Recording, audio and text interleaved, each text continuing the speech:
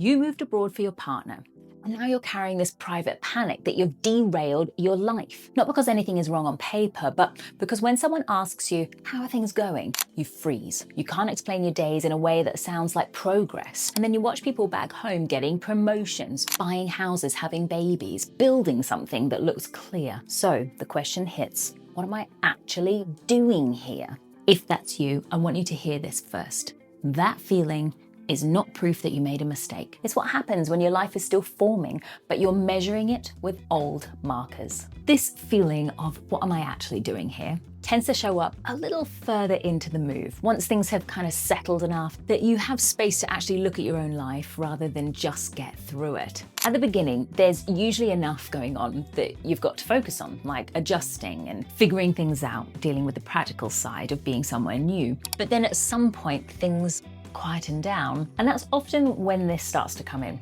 You notice what people around you are doing or people back home are doing, and it looks quite clear from the outside. Careers progressing, roles becoming more defined, people moving forwards in ways that feels visible and structured to you. And alongside that, depending on where you might be in life, you might also notice that people are starting to have families, maybe they've already got children and they're moving into a phase that looks much more settled and established. And then you turn back to your own life and it can feel much harder to describe in those same terms. Not empty, but not clearly defined either. I'm Hannah. I work with people who relocated abroad for a relationship and find themselves in this exact phase where things feel stable enough to start to reflect, but not yet formed enough to feel solid. And what I see a lot with my clients is that this moment doesn't just stay observational, it very quickly becomes interpretive. Because when you look at your life and it feels harder to define, your mind doesn't tend to leave that as a neutral observation. It starts to attach meaning to it. So instead of it just being things are still taking shape here, it begins to shift into something more loaded. I'm not really doing anything right now. I'm not where I should be. And that often shows up in this sort of quiet moments, the ordinary situations. Someone asks you, what have you been up to? And you find yourself explaining it in a way that feels slightly vague, even if your days have been full in their own way. Or you're at home at the end of the day and you think back over what you've done and it doesn't quite register as progress in the way it used to. Not because nothing happened, but because it doesn't fit into the same kind of structure you're used to measuring things by. And what I see with clients is that this is often where career starts to come into more strongly, because work tends to provide a very visible way of understanding where you are in life. It gives you language, direction, a sense of movement that can easily be recognized both by you and by other people. So when that isn't there in the same way or hasn't yet taken shape in your new environment, it can feel like something quite significant is missing. And alongside that, if you're in a stage of life where people around you are having children or building families, you can add another layer to it because those milestones are also very visible, very defining. So you're not just comparing situations, you're comparing what feels like progress, direction, or establishment. And this is where the feeling of falling behind really starts to take hold, because it's not just about what's happening in your life.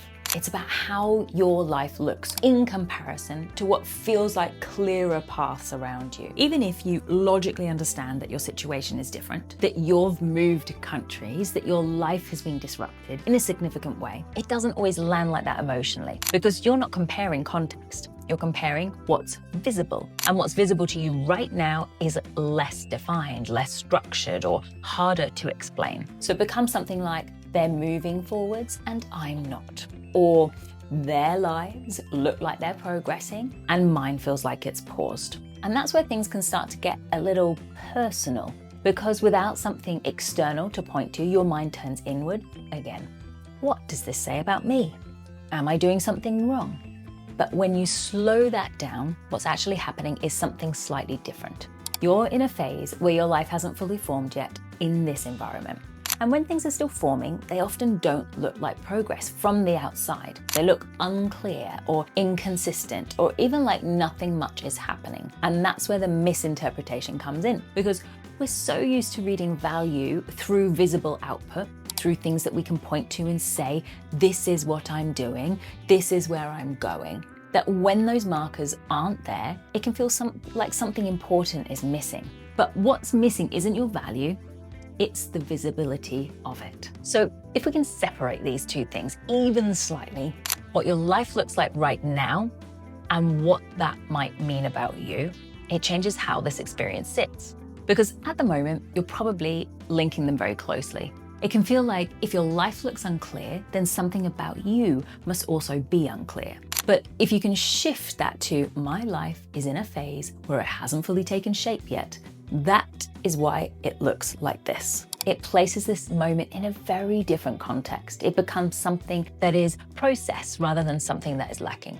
And that doesn't suddenly remove the discomfort of it, of course. You might still have moments where you compare or where you question what you're doing or where things feel a bit undefined. But it changes the conclusions that you draw for those moments, because instead of them pointing to something being wrong with you, they start to point to the fact that you're in a stage where things are still forming. And that's a very different thing from falling behind.